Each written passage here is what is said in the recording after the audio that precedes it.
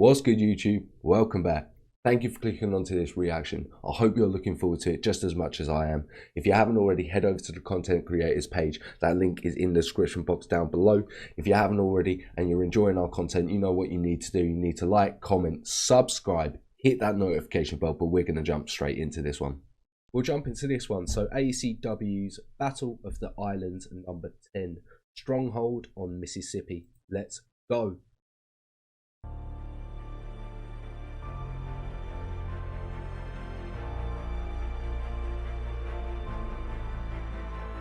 We will make a splendid defense. From the beginning of the war, the Mississippi Valley's powerful slaveholding, political, and economic interests feared the impact of a federal invasion on their mercantile trade and slave controls, and pressured the Confederate government to fortify strong points along the Mississippi River. However, a shortage of military engineers, repeated changes in the Western command structure, and conflicting departmental overlaps prevent implementation of any cohesive defensive strategy. Confederate engineers rely on traditional methods to defend navigable waterways by using a combination of shore batteries, channel obstructions, chain barriers, and whatever naval forces that can be assembled. Although effective in the past, such measures have not been tested against steam-propelled and iron-plated warships. Okay, I'm with you. I'm following along. It's just a sort of difference within warfare equipment. In mid-August 1861, erection of earthworks began under the direction of Captain Andrew B. Gray and a crew of several hundred slave laborers, but the occupation of Columbus, Kentucky diverted men, material, and attention away from the project. Beset by shortages of labor and tools like shovels and wheelbarrows, fortifying the island continued only sporadically throughout the fall. Once again, it makes sense. If you might have plans for something, but if other events are happening within the region that you have to divert those resources to those places, then of course it's going to delay the works that you've got going on. Attempts to employ unarmed regiments in construction are resisted as Southern soldiers object to being assigned similar tasks alongside slaves. An additional problem is that many of the heavy guns in place are mounted on squat naval carriages, which require cutting deep embrasures that weaken parapet strength and increase the likelihood of being flooded.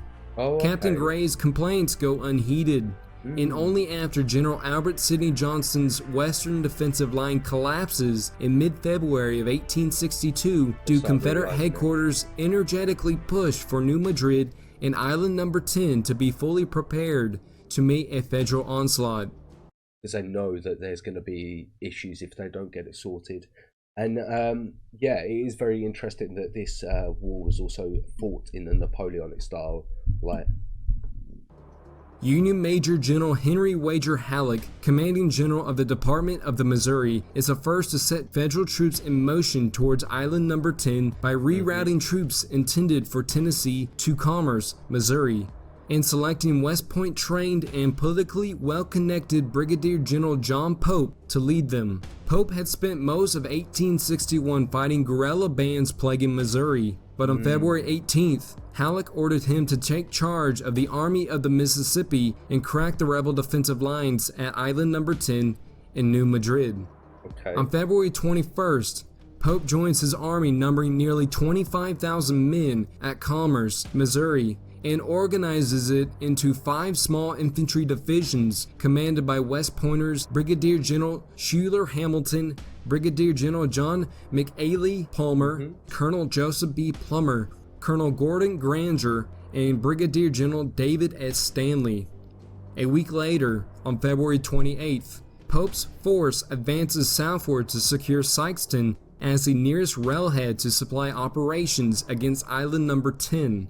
This marks the start of the Battle of Island number 10, or Battle of New Madrid. Alright, so this is the On March 1st, Pope's Federals encountered the first rebel resistance from the secessionist Missouri State Guard.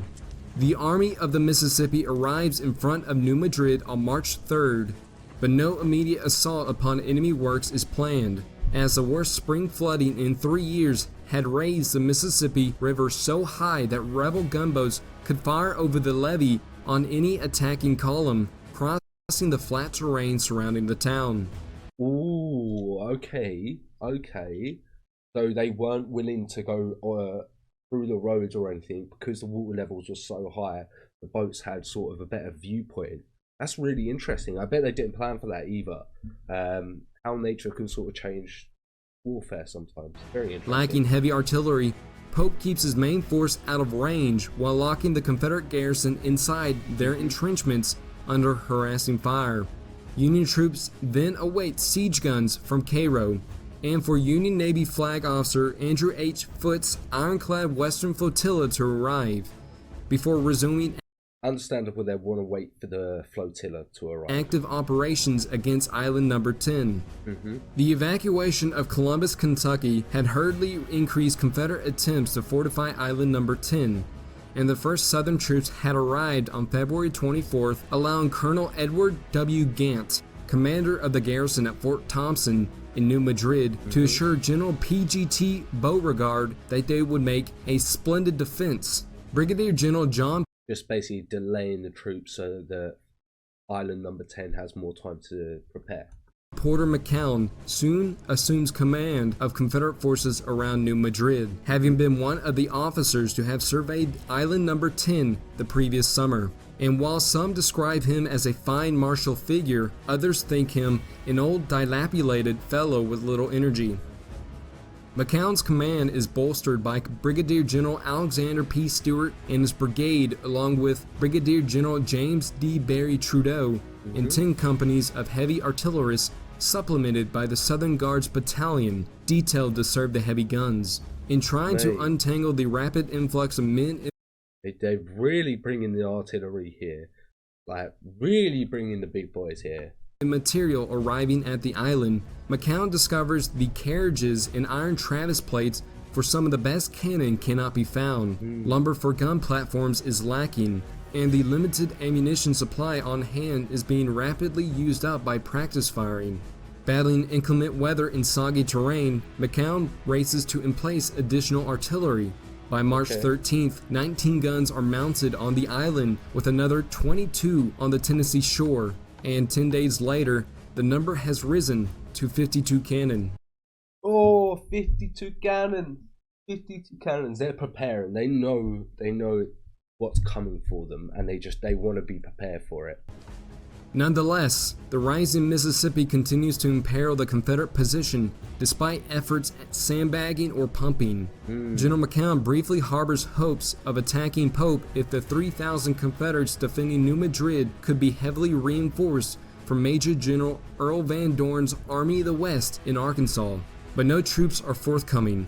Some help does appear in the form of an improvised Confederate naval squadron commanded by 62-year-old Commodore George N. Hollins, one of the few U.S. Navy officers to join the Confederacy.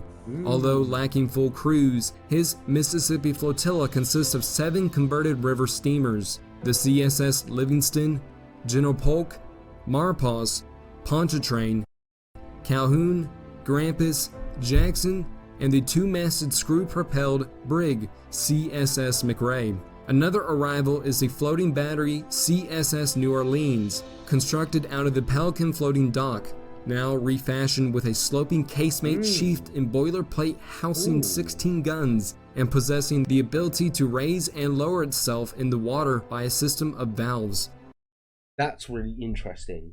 I'd be really interested to know how they come up with the idea for it to raise it and lower itself back in those times, and what the components went into that. That's really interesting. It is floated into position on the north side of the island to assist in closing off the main shipping channel.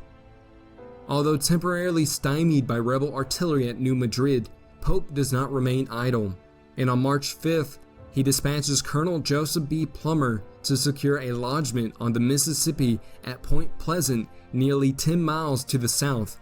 The following day, Plummer's men seize the objective and overnight carve out hasty gun emplacements to harass rebel river traffic supplying Island Number 10. For several days thereafter, Commodore Hollins responds by furiously shelling Federal positions, but is repeatedly frustrated as Union gun crews merely withdraw under heavy fire and then return when Rebel gunboats draw off. Very smart. They're there just to harass, not take significant damage, just harass the supply lines and the other possible extra ships and extra men that are coming through this passageway. Very smart.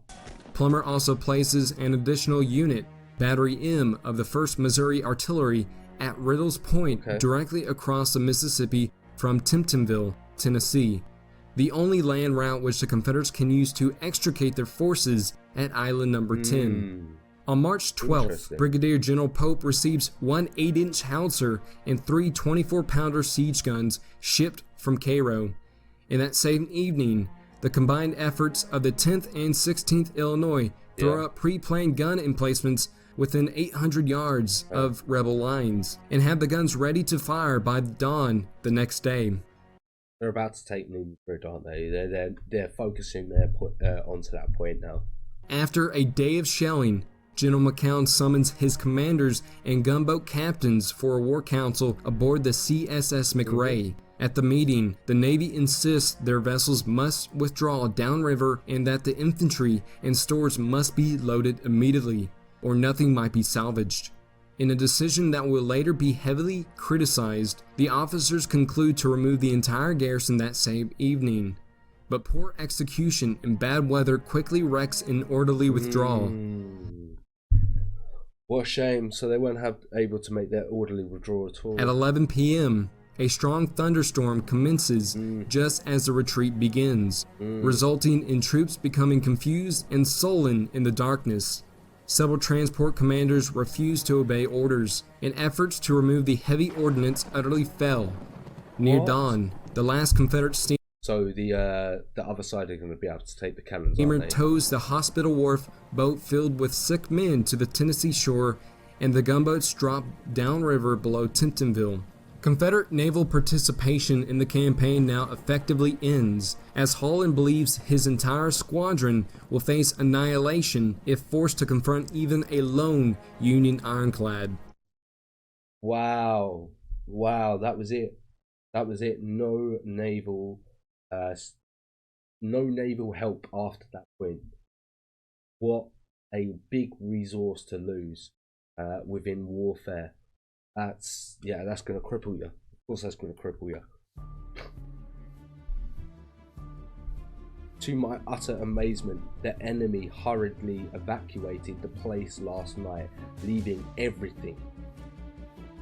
Brigadier General John Pope, March 14th, On the morning of March 14th, General Pope marches his forces into New Madrid and telegraphs to St. Louis that, to my utter amazement, the enemy hurriedly evacuated the place last night, leaving everything. Besides occupying an important strategic position, Pope also counts spoils including 33 cannon, thousands of small arms and entrenching tools, as well as horses, mules, wagons, and plentiful ammunition. That's so good for Pope. Just getting those resources, it's just so useful. And once again, it's one of those things people don't really sort of think about. Is the benefits of all the extra resources that you're going to gain from what's being left behind. Union possession of New Madrid endangers Island Number 10, but Pope cannot cross the river without transports and gunboats to protect them. On March 15th, the Union Navy Western Flotilla and its ironclads under the command of Flag Officer Andrew. These ironclads were just tanks on water, especially back in those times as well, like where you didn't have anything to sort of oppose it. H. Foote arrive, having recently wrapped up their involvement in the campaign with Ulysses S. Grant to capture Forts Henry and Donelson on the Tennessee and Cumberland rivers. It was the aftermath of this campaign that had delayed the Navy, as cracked iron plates needed to be replaced, and Flag Officer Foote had sworn he would never again go into a fight half prepared. I mean, why are you going into a fight half prepared anyway, you fool? Unless you didn't have an option. Sometimes you don't have an option, but if you have an option, you made the mistake and live with that mistake. Crews is an additional problem, with men having to be recruited from among the Great Lakes watermen, further supplemented by 1,000 volunteers culled from the Union Army of the Potomac in the east. And once again, if they don't have the experience and they're all learning on the job, how well is that going to go? Foote is also keenly aware that fighting on the Mississippi would be different than it had been on other rivers. Engaging rebel land batteries on northward flowing streams permitted his vessels to stand on their wheels, exerting only enough motive power to keep in their battle positions with their heavily armored bows facing the enemy. If disabled, a vessel drifted with the current back to safety. But the Mississippi River flowed southward. So if they were going to need to retreat, it was going to take a lot more energy and a lot more power and a lot more time for the ship to be able to make the movements. I see. And I never would have thought of that until this video pointed it out. Thank you very much, ACW. Any gunboat knocked out of action would be swept into enemy hands. Experiments to test whether the ironclads can fight while backing upstream against the current fail, even when the twin anchors are placed astern to try and hold the ship in place. Finally, at 10 a.m. on March 14th, Foote's squadron, consisting of the ironclads USS Benton, Mound City, St. Louis, Louisville, Carondelet, Pittsburgh, Cincinnati, and the timberclad USS Conestoga, cast off accompanied by ordnance boats, 14 mortar boats towed by steamers, and several transports loaded with troops steamed downriver towards island number 10. Big naval force. Big naval force. Island number 10 is harder to conquer than Columbus, and island's shore are lined with forts, each fort commanding the other above it. The Union Navy flotilla arrives off island number 10 around 9 a.m. the next day, March 15th. However, prospects for immediate attack are not good, as the Mississippi's flood current is. So the small ships behind, I believe these are the mortar ships behind the ironclad, aren't they? So they just have sort of cannons to be able to sort of fire at long distance. Strong. And as Foote tells Secretary of the Navy Gideon Wells, island number 10 is harder to conquer than Columbus, and island shores are lined with forts, each fort commanding the other above it. Foote would avoid rash action and ignores suggestions that his western flotilla steam past rebel fortified points and wreak havoc all the way south to New Orleans, a move the Confederates secretly dread. Instead, Flag Officer Foote places his faith in the 11 mortar boats under the command of Army Captain Henry E. Maynader, who had been assigned to his squadron. These odd watercraft are flat-bottomed sculls 50 feet long and 25 feet of beam. Their sloping, boiler-plated bulwarks enclose a 17,000-pound Seacoast mortar that fires a 13-inch 230-pound shell several miles in an arc propelled by 20 pounds of gunpowder. Although the 13-inch mortar crews have to huddle outside the bulwark and endure a stunning concussion each time the squat monster is fired, they have to deal with a concussion each skulls time are it's also fired. equipped with weather awnings that have some individual maneuverability by using sweeps. Hopes that these mighty weapons will blast the Confederates from their positions even emanates from the White House, as President Lincoln takes personal interest in that, ensuring a large supply of mortar ammunition is ready to rain the rebels out of their entrenchments. They really think these mortars are going to do the job, and I'm looking forward to seeing how they hold up. To rain the rebels out, treating them to a refreshing shower of surplus. By treating them to a refreshing shower of sulfur and brimstone. On Sunday, March 16th, Foote's gunboats reconnoiter enemy positions while the mortars test proper range, resulting in desultory firing by both sides. In preparation for combat, the USS St. Louis and the USS Cincinnati are lashed on either side of the flagship Benton, so that if one vessel is disabled, the combined power of the others will prevent her from floating downstream. At 11 a.m. on March 17th, the USS Mound City opens fire on rebel positions. and is soon joined by the rest of the Western Flotilla, except the Louisville, which had to return to Cairo to repair a boiler leak. Heavy fires concentrated on Captain Edmund W. Rucker's battery on the Tennessee shoreline and on the Belmont Battery located at the tip of Island Number 10. Confederate guns replied briskly, although outmatched in range, and the gunners of Rucker's battery have to use 20 men up to their knees in water to work the submerged block and tackle to wrestle each cannon back into position after every discharge. The Cincinnati is struck several times, and the Benton takes 4 direct hits, with one 8-inch solid shot smashing through the upper deck and passing the entire length of the vessel before finally. Imagine being on that ship and just seeing a cannonball just coming along the top of your vessel, and you've just got to continue on like it's not happened and just continue loading up the cannons. Ah, crazy, crazy. Finally falling spent upon the Commodore's writing desk. The only fatalities in the fleet, however, occur when one of the St. Louis rifled guns explode, killing 3 men and wounding a dozen more. They say in the whole engagement or just this part of the engagement? The only fatalities in the fleet, in the fleet, of the naval fleet. So, however, occur when one of the St. Louis rifled guns explode, killing 3 men and wounding a dozen more. By day's end, little serious damage has been done. Although naval observers witness their shells cutting up enemy earthworks, more water is let into some of the shore batteries. A 64-pounder is dismounted, and 2 Confederates have been killed, but nothing more. The engagement on March 17th ends at 7 p.m. as the gunboats return to their anchorages, while the mortar boats maintain a steady fire throughout the night. Flag Officer Foote is now content to let the mortars pound Island Number 10 into submission.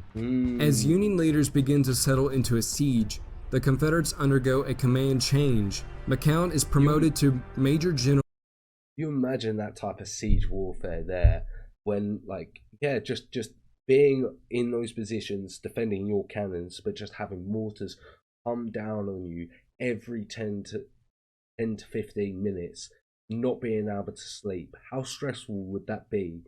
Like, being able to deal with that sort of situation. And sent to Fort Pellow, while Brigadier General William W. McCall is dispatched to replace him. McCall is a 45-year-old West Pointer from Maryland who had been twice brevetted for bravery in the U.S. Army, but had resigned and eventually joined the staff of General Albert Sidney Johnston as his Assistant Adjutant General.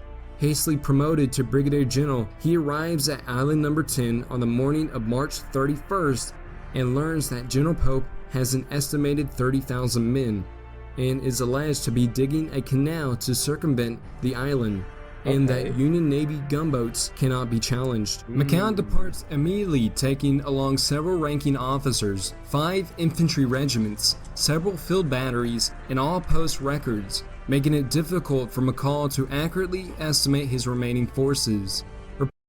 Why has that happened? Have I just missed why that's happened? Reports show only 2,273 effectives on hand for the defense of the island, the Tennessee shore batteries, and to man the 50 guns along a 25-mile stretch of river. How is he supposed to do this? Have they given up the position? Is that what they've basically done? Surely they've just given up the position. This has come from nowhere.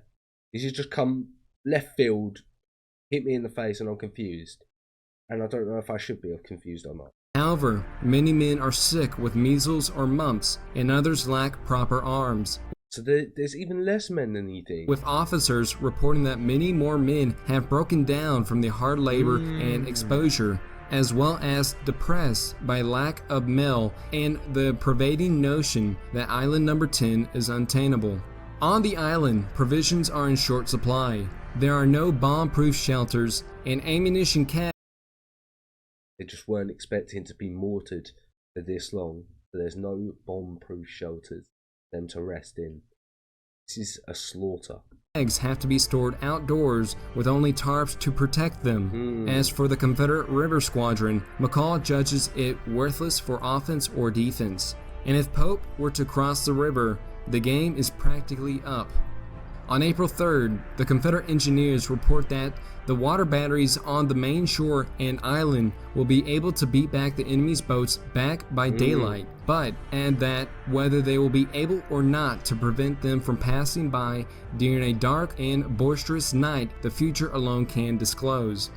They knew that they'd be able to keep them at bay during the day, but during the night when there's little vision and also men are resting, they don't know what could happen. So basically the position is lost.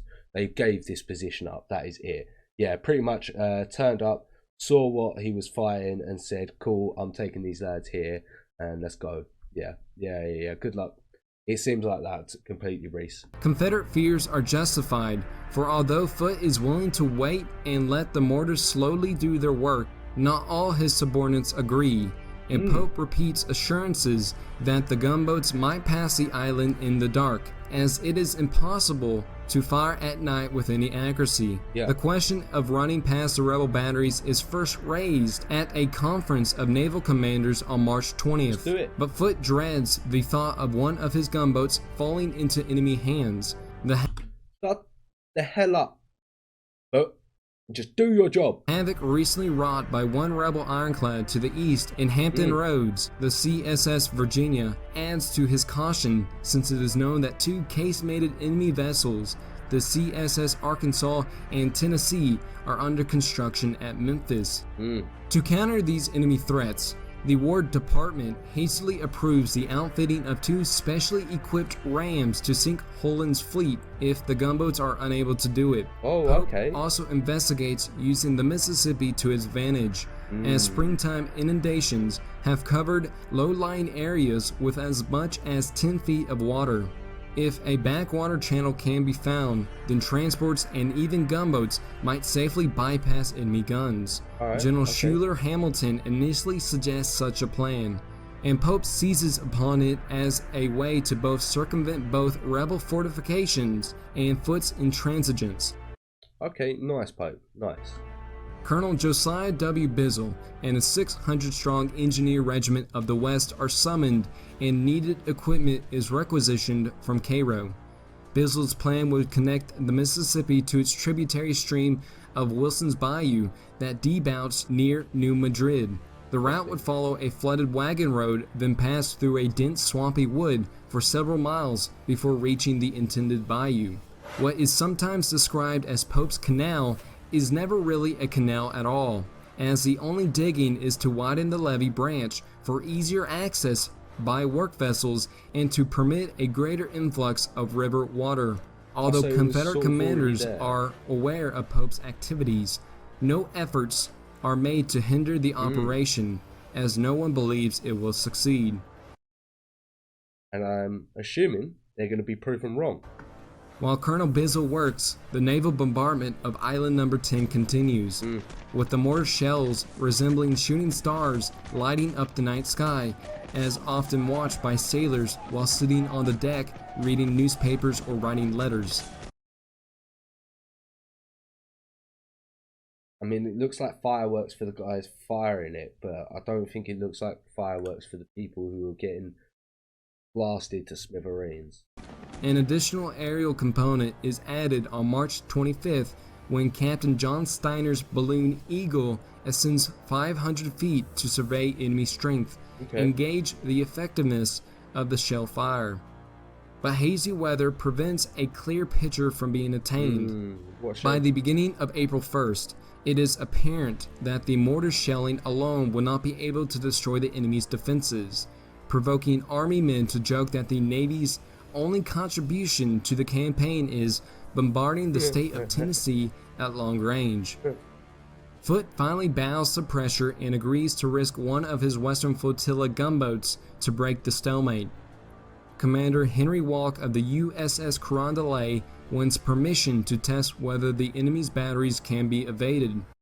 Nice. I'm assuming he asked to do it and he sort of promoted to do it. So I'm glad that he got permission to actually go along with the plan. A maneuver that low-ranking sailors already believed would surely succeed. To improve Walk's chances, Colonel George Washington Roberts of the 42nd Illinois and 40 picked men launch a nighttime raid on Rutgers Battery on the Tennessee shore. Nice. Cloaked by a rainstorm, the Federals land, drive off 2 startled enemy pickets, and in a matter of minutes, spike the guns and shove off to return to the fleet. Mate, a nice little diversion attack. Colonel Roberts' men are long out of sight by the time Confederate reinforcements wade through hip-deep water to reclaim the emplacement. The floating battery New Orleans is the next obstacle to be removed, and on the morning of April 3rd, the Benton, Cincinnati, and 3 mortar boats concentrate their fire on it, scoring several direct hits. Fearing destruction, its commander, Lieutenant Samuel W. Everett, cuts the mooring cables and the New Orleans drifts downstream to an effectual position 2 miles below the island.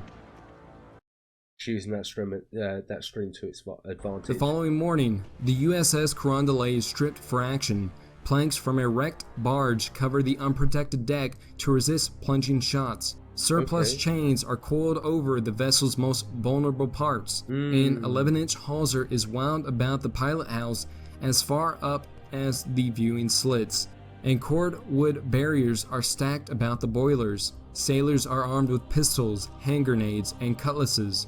Hoses are attached to the boilers to scald enemy boarders, and 23 sharpshooters from the 42nd Illinois supplement the crew. Mate, they are on this. They are ready to fight. They're going to try and take it to. Additionally, a coal-laden barge stacked high with baled hay is tied to the port side to shield the vulnerable magazine. Near 10 p.m., the moonless night of April 4th unexpectedly erupts with a violent thunderstorm as the Carondelet moves into the current. The gun ports are sealed, all orders are whispered, and the only light permitted is a lantern in the engine room. Shrouded in rain, Carondelet passes the Tennessee emplacements unchallenged. But when just opposite the island emplacements, the collected soot in one of the smokestacks, no longer dampened by steam exhaust vapor, burned out, sending flames shooting out the chimney. Confederate sentries opened fire, sending artillerists running through the downpour. What a shame, it made its position aware. However, the rebel gunners have great difficulty gauging the range between flashes of lightning, and each cannon rarely has a chance to fire more than 2 shots. Piloted by 20-year-old river veteran William R. Hull, the USS Carondelet in its ungainly coal barge grazes the shallows near the head of the island, but buoyed by the swift current and regains the main channel. On the deck, exposed to the storm and enemy fire, Charles Wilson and Theodore H. Gilmore are tasked to gauge the water depth using leaded weights and pass the So how's it going to get past this other shit? Information onto the pilot house. Once past the island, confrontation with the floating battery New Orleans proves anticlimactic as the Hulk fires only a few ineffective shots.